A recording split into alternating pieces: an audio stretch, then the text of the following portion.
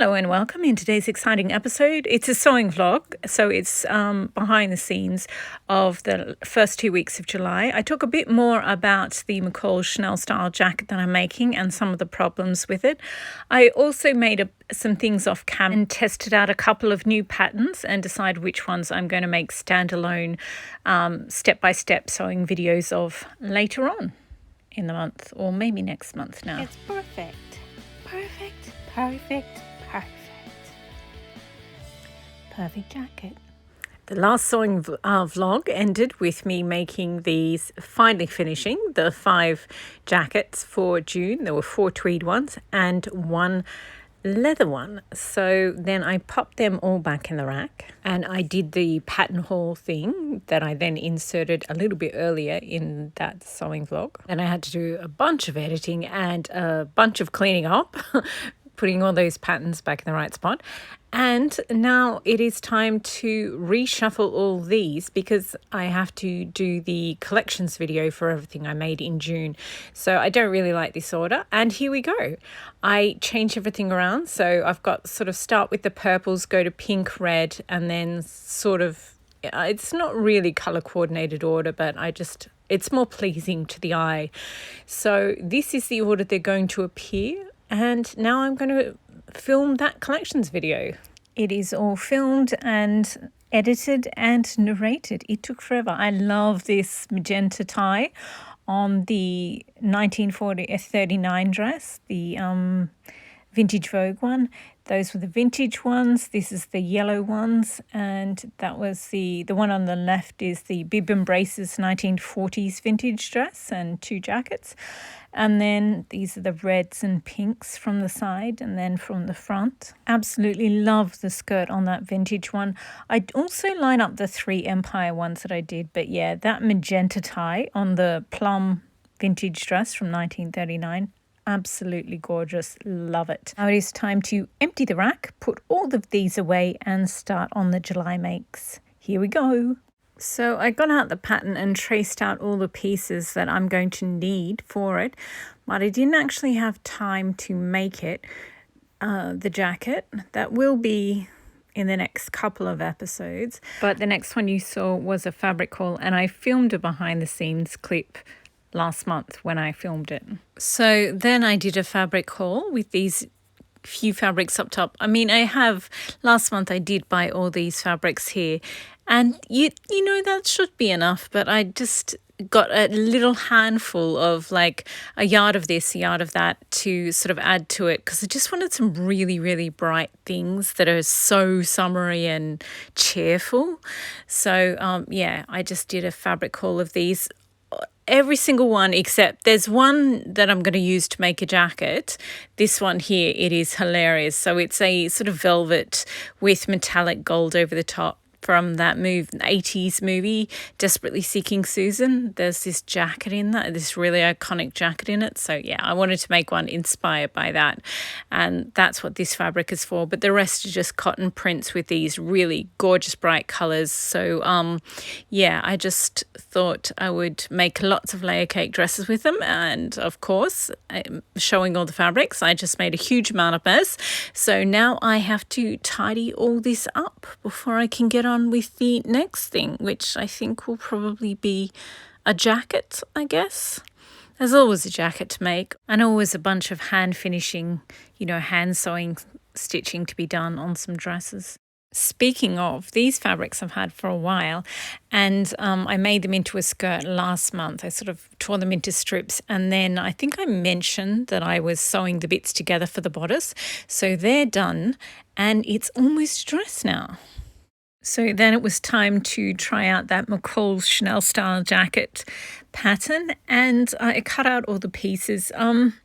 It's princess seam into the arm side, so it's it's a little bit tricky, but I cut all the pieces, pinned them all together, sewed them all together, and this is me just showing you it all pinned.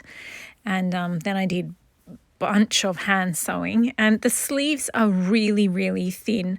I don't know, this pattern is so weird. I feel like McCall's didn't use a real person to draft this pattern. They just used AI or something because it's just odd, and not in a way that a real person would have. They're not mistakes that a real person would have made, I don't think, in my opinion, because the sleeves are just too narrow for ordinary people. And even for a model, like, I just think it's the shoulders, models, the standard size is size 10, but they have really, really big bones. They have low body fat and small muscle mass, but they have really big bones, and these shoulders are small. Like, I have small shoulders, so it's fine for me, but I just think a regular person with standard size shoulders, I was looking at the picture on the pattern cover, and I do not know how they got that to fit her. The actual jacket fits with the two fronts meeting in the centre, so maybe they just slit the jacket at the back and sort of hooked them on her shoulders. I don't know. It's so weird. And then they didn't go back and change the pattern. Anyway, because the sleeves, the shoulder bit of the sleeves is so small, I thought I would try out that cigarette method. It's from Paris fashion houses, just to make the shoulders more shapely in a couture jacket. They see between the seam allowance, which I push up into the shoulder to shape it better, they sort of roll a little 10 centimetre square of fabric, or 3 or 4 inches square bit of fabric, into a little round thing that looks like an old-fashioned cigarette, and then they put it in between the seam allowance and the outer jacket, and then they stitch it in, and it just gives your shoulders a much better shape. And if this pattern hadn't been so off, I never would have tried that. So there is that. But yeah, I feel like those sleeves are just too thin, as well as the not being enough space in the shoulders. I mean, I love ultra slim sleeves, ultra fitted sleeves, don't get me wrong, but I just feel like they're too impractical. But you can't really move when they're too fitted. It looks fabulous, but you can't really move. And also, as you can see, I finally finished the dress. I did have, so I just love it. It's very twirlable. The jacket isn't finished. I just finished the outer jacket, but in the next one, I'm going to show you how to correctly draft a lining and then make the lining, because at the moment, they just have you make the same jacket for the outer and the lining. And you just, especially something this tightly fitted, you need the pleat in the back of the lining. So, yeah, that's going to be a whole separate episode, because there were quite a few stumbling blocks along the way, and I was like, oh, I've got to problem solve this, I've got to problem solve that. So yeah, I'll do the second half in another one. Anyway, the reason I made it black was because I was thinking about making another floral jacket, but as I said, the sleeves of this one, they're just too slim. I think I could probably slit the seam on the sleeve, because the seam allowance is all pinned back, sewn back properly. I could probably slit the actual seam, apply all the flowers to the outside of the jacket, and then hand stitch it back up, maybe. But then it'd still be really difficult to wear. I love these Chanel ones with the looser sleeves. So you can do, and this is a Schiaparelli, you can do a lot of embroidery on them or embellishment on them. And there's room to work. So I'm not concerned about what it's like to wear, just to work on. This is Moschino. They did a whole collection of flowers and things. And this is Victor and Rolf. I love this one. The skirt of this dress is made out of silk ribbons done together. But this is the one, the bottom of this coat, this Chanel couture coat from 2015 is the one that I'm most inspired by. So I was going to use apricot flowers as well as blue bead clusters. I've made the blue bead clusters. So this is me getting out a storage box of flowers. And I found the mauve ones, and I found my bright apricot ones, which were kind of for a Comme des Garçons inspired jacket. But anyway, I got them out, and these are my blue bead clusters. That's a bit difficult to say. And it's basically seed beads, and then you put down 1 or 2 big beads in the middle, and then you bead all these smaller beads over the top until the center beads are entirely covered, and then you just, well, I'll show you when I make it. I also have a lot of white ones, and there's white in that Chanel one. I think it's absolutely beautiful. I want to pick up on all these colors. They're just so gorgeous. And yeah, so that's why I got those ones out. But yeah, I don't know. The sleeves of this one are really thin. When you wear a floral jacket, it gets a bit much after a while, and you want to be able to take it off and put it on the back of your chair. So I think one of those ultra slim jackets is only good when you're in a meeting and you're not going to take it off and on, that sort of thing. Moving on to the next layer cake dress that I've made. This one here, when I made it, it's midi length, but I was going to make it maxi length. So I ended up with this tier at the bottom that's 12 yards long, a big loop in the polka dot pink and red and the rose. So it's 12 yards, and I didn't end up using it. So then I cut it down into a 4-yard piece and an 8-yard piece, and I used it in a different dress. Ta-da! Here it is. Isn't it beautiful? I think it's gorgeous. Yes, it is Blue Month, but I I have this Chanel tweed that's pink. Well, it's multicolored, but it's mainly pink and white in it, and it just made me think of these. Also, I've got that bubblegum and blue jacket. I was going to make that collections video about all the tweeds I have in blue, or yeah, this one has blue beads on it. So yeah, and part of the tweed is blue as well. Anyway, that's why there's so many pinks that I finished. Also, I am going to finish some blue layer cake dresses by the end of the month, but I ended up using some fabrics from a fabric haul you haven't seen yet. So I'll have to show you another fabric haul right at the end of the month. It's not a very long one, but yeah.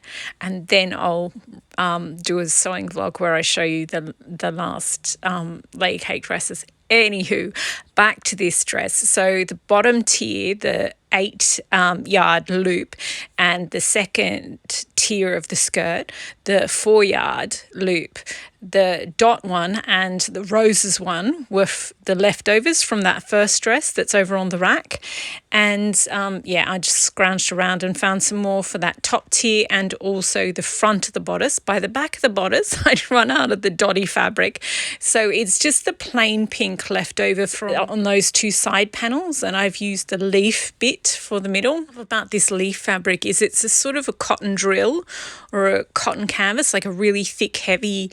I got 2 yards and I was going to make a denim jacket out of it, but I just decided to experiment with here, and yeah, it makes the pleats sit out really well. And from the fabric haul that you just saw recently, I had that unicorn fabric and I just bought 1 yard of it, and I was going to do a little panel on the bodice and then a small panel higher up in the skirt, but I decided I wanted it lower in the skirt. So I think it's 1.5 or 2 yards in the tiny top tier, then a 4-yard tier, and then an 8-yard tier. And so it's just a thin layer, and unfortunately I did it on the top of the 8-yard tier, which means all the pleats are sort of covering up the unicorns. And I was going to pull it apart and redo it, so the unicorn fabric was on the bottom of the 4-yard tier, so you could see all of it. But I actually like it this way, because if you wear it to a party, the kids who are like 4 or 5 who absolutely love unicorns, it's going to be at their eye level, and at first they're probably just going to love it because it's, you know, a pretty dress and pretty colours. But then if they pull it apart, they'll see that it's got unicorns on it, and I think that's really cute. So I'm going to leave it the way it is.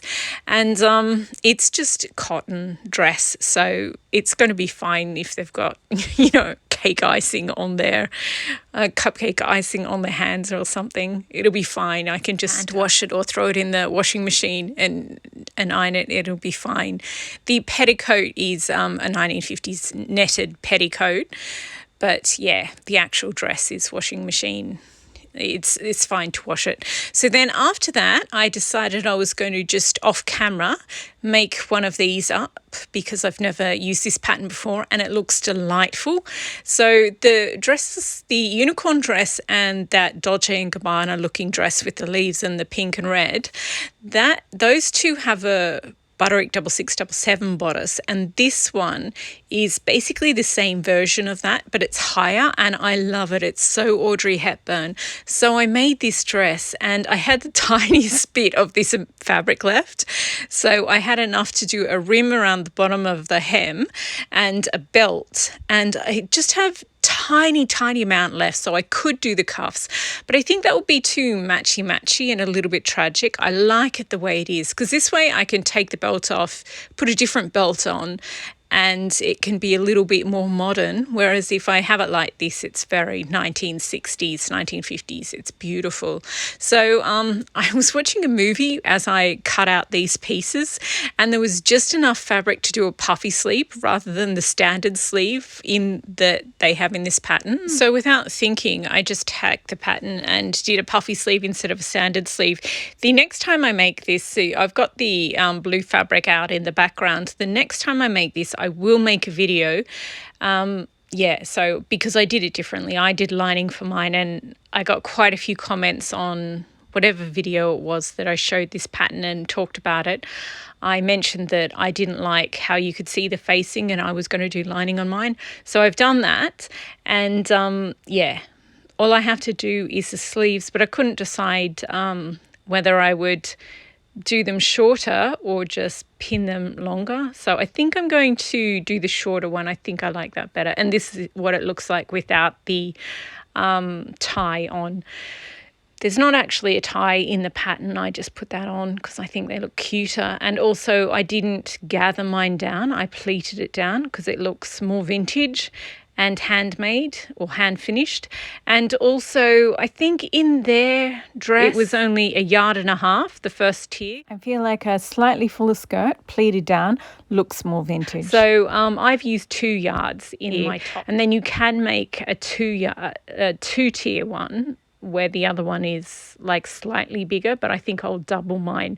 I was actually going to do a 2nd tier on this skirt, so that band of floral would just be a focal point sort of at the knees. But I like it so much like this that I haven't attached the second one. But anyway, so that's what that dress is going at the moment. I also tried this other Simplicity one. It's tops in 2 lengths and a dress. So I just tried the standard size top. So it's the slightly longer top. It's not actually that long, and I use the embroidery anglaise or eyelet embroidery cotton. And I think as I said earlier, I think it will be really good in this pattern. But anyway, so it's sort of a square top, and this fabric here is sort of, again, it's a drill or a canvas cotton, like it's a heavier cotton. And instead of using a thin cotton like the embroidery anglaise cotton is really light and breezy, you would have to interface it, and I've only got white fusible interfacing. So I just ended up using a contrasting cotton for the top bits that's heavier and thicker, so that I wouldn't have to do any backing to it. Obviously you cut out 2 sets. So this is the outside set, and there's a lining set as well. And this is pretty simple. It's got 4 bits at the top plus, the lining, so 8 bits. And then it's got 1 front, 1 back, and 2 sleeves. So it's pretty simple. But as I was putting it together, you have to put the bits together in the exact order, in like this very specific order, or you'll totally mess it up and nothing will fit together. So I might do a separate video on that one as well. So it was good to make them off camera though, because making that McCall's jacket that I've been making, it's so glitchy and got so many mistakes, and I'm filming myself while I'm working on it, and I know as I'm making it that there's all these mistakes. Now I'm just showing you, I've got some hand sewing to do before I can machine sew the sleeves on. So that's why it's sort of half done. And at this stage, I do have the sleeves cut out and they're ready to go. But yeah, I have to do the hand stitching first. I mean, you can machine top stitch, but I don't like that. So yeah, I've got some hand sewing to do. I've got to do this square neckline top, hand stitch the lining down on that, and finish the sleeves on the pink one. Oh my gosh, I love this pink one. It's my new favorite bodice, this one. Oh, and I forgot to mention regarding the unicorn dress, I just love unicorns so much. I just have to say that. That's basically a reenactment of me making this dress. I just kept saying that because it is so cute. And those characters in that movie are so cute. It's from Despicable Me, if you manage to avoid me mentioning it every other time before now. So yeah, I'm going to go do that hand sewing now. But first, can I just say that this month's capsule collection or whatever, the garments I'm finally finishing they're looking gorgeous together. With this dress, I showed you a close-up because see the yellow roses? They're white on the edges and there's the edge of a yellow rose, but it looked fine when I cut out the piece, but once I sewed them together, the seam allowance sort of ate up the yellow bit. And now it just looks like a white sort of blob. You can't see it from far away, so I'm not going to change it. I might just wear a brooch over or something. Anyway, I'm really going to do that hand sewing now. Spoiler alert, I didn't. I ended up finishing that McCall's Chanel style jacket, and I used magenta silk for the lining. I absolutely love the way this magenta silk looks on the inside of the jacket. It is a gorgeous combination. So the jacket, this McCall's jacket is a disaster. The shoulders are too small. I mean, I've got small shoulders, but I mean just in general, they're way too small.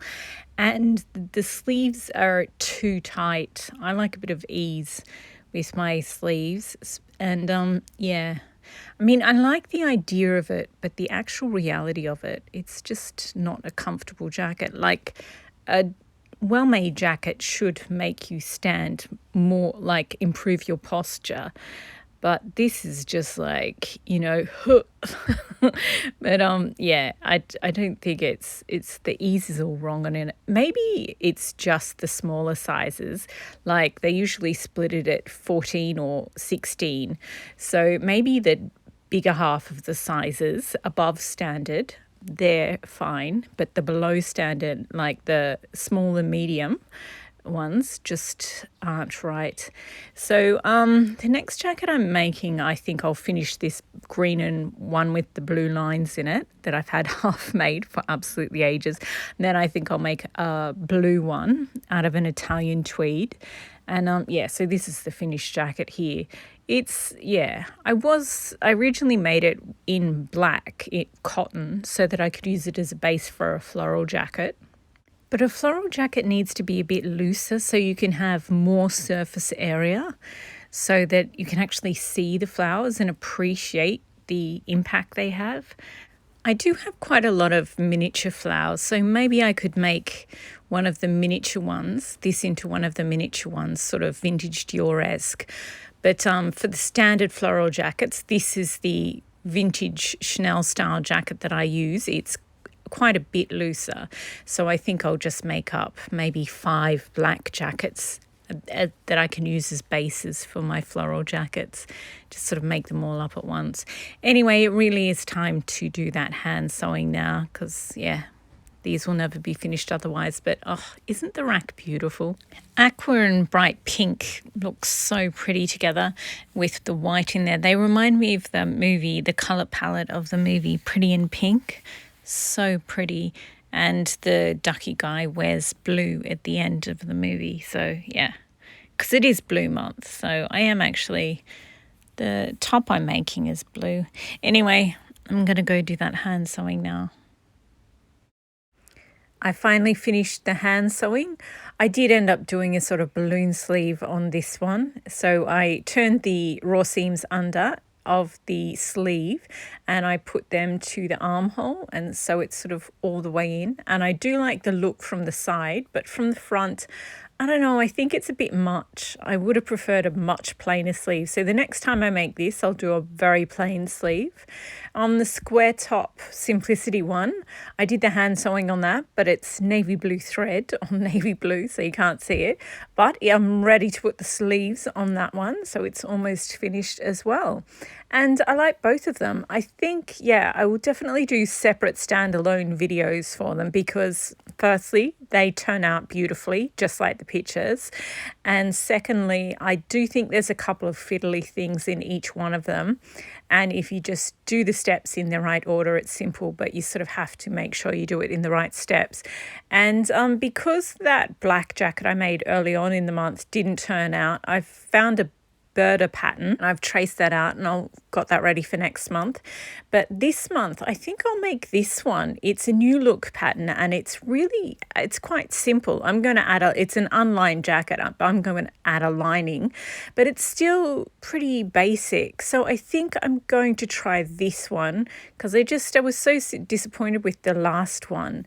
So yeah, if I try a new pattern, I want to try one that works. So I did think about using this fabric, but I don't know. I think it would look better as a collarless jacket and it would allow me to beat it more. So I have this one. It's all different chills as well as yarn and it's absolutely gorgeous. And I think it would look good in that, but it was a bit spendy, this fabric. So I think I'll save it for a vintage Chanel type jacket because that's kind of what I really want to do with that fabric. I do have another tweed that wasn't as much.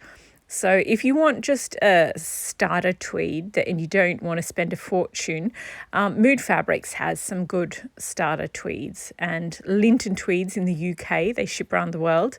They have more expensive, more high quality fabrics if you've tried one and you want to try a more expensive fabric. Anyway, I'm going to use this tweed. I was going to save it for a collar and lapel jacket, but I think this one just has lapels. It doesn't have a collar.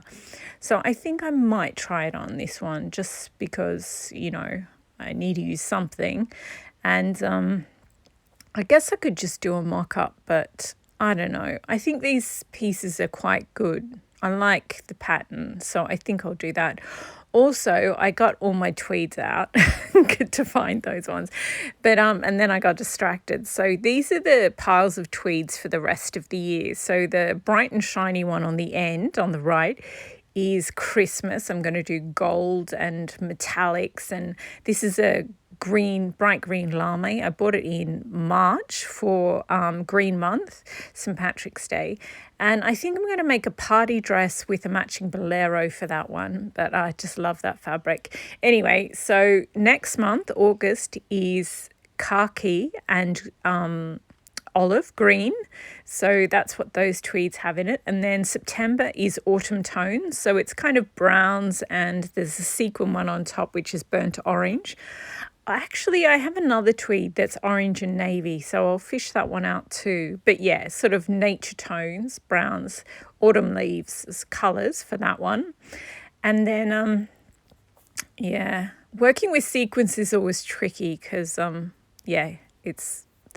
they're sharp metal discs, so yeah, it's always tricky, but I think I'll make one of those. And then September, October is teal month. It was going to be teal and brown, but I feel like September's autumn tones and I use the browns in that one.